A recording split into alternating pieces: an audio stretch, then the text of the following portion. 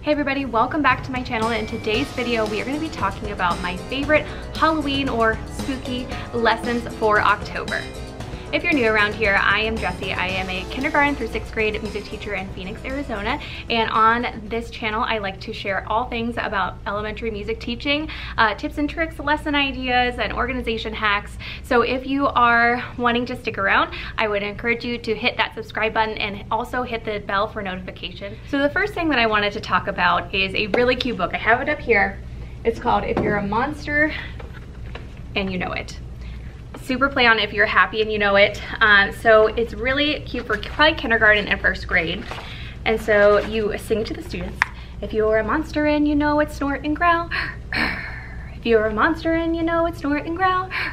So they do the little motions together. If you're a monster and you know it and you really want to show it. If you're a monster and you know it, snort and growl. Right? And then we have snort, growl. If you're a monster and you know it, smack your claws, which is clap, clap. If you're a monster and you know it, stomp your paws, so stomp, stomp. If you're a monster and you know it, twitch your tail, which is always fine. They like go like this, they like shake their hips. If you're a monster and you know it, wiggle your warts, so just wiggle, wiggle.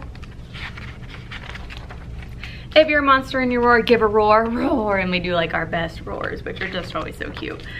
And then finally, at the end there, they have to put it all together. So snort, growl, smack, smack, stomp, stomp, twitch, twitch, wiggle, wiggle, roar, roar. And so you have to put the whole thing. And they love at the end too, the page comes out.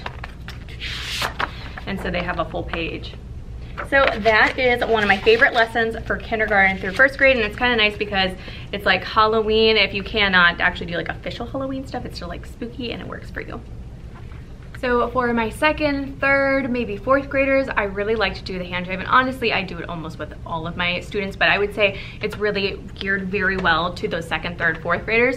So it's the hand jive 2 in the Hall of the Mountain King, because as we know, in the Hall of the Mountain King, it gets faster and faster and faster. So it's a good way to learn the hand jive. I'm talking about like the grease lightning hand jive. And so they do it slowly, and then it gets faster and faster and faster, and they just love it. So first of all, here's the hand jive. It's pat, pat, clap, clap, over, over, over, over, fist, fist, fist, fist, thumb, thumb, thumb, thumb. Da da da da da da da da da da da da, which I think I kind of sang that wrong, but you get the idea, and it gets faster when they're and they just get a kick out of it. They love it. It's such a simple idea. It's a really good warm-up for your October lessons.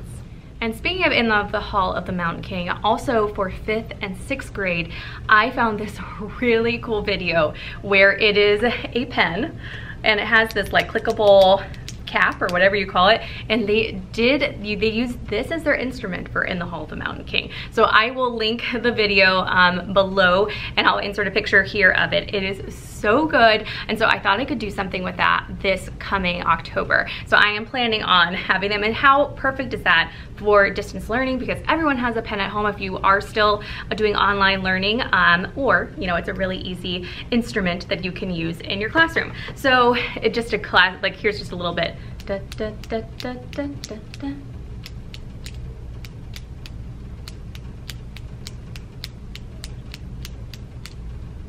So they even had little bow ties on their arms as they were doing it. It was so cute. So I think I am going to be having them do that. And there's also 2 parts, so you can kind of put them together. So I am going to be getting the pens out this October.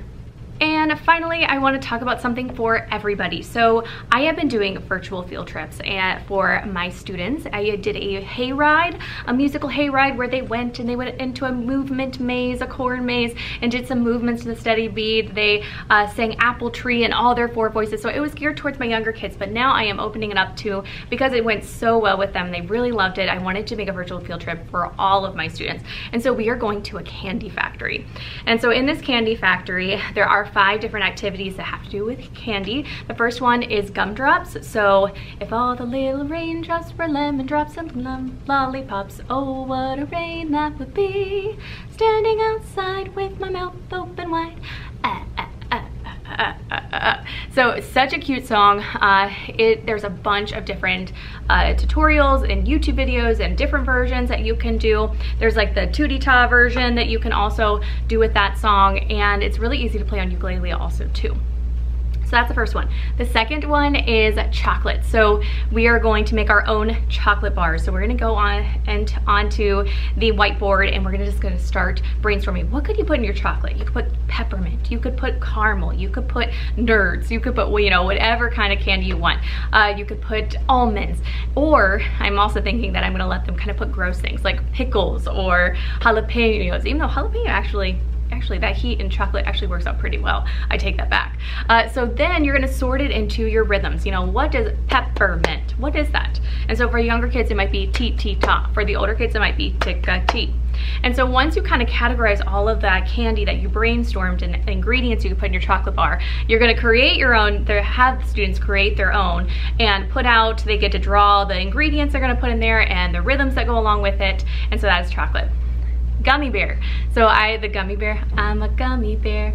Yes, I'm a gummy bear. I created a body percussion and an instrument piece that goes along with that. I think it's just such a fun song and the kids really like it.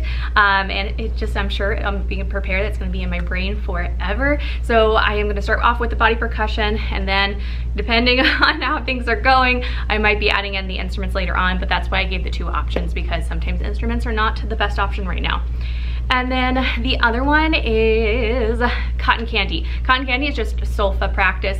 And we are gonna be able to sing next month, or next when we come back from fall break. So I am gonna have them start singing a little bit, but hand signs would be a great way to practice too with that.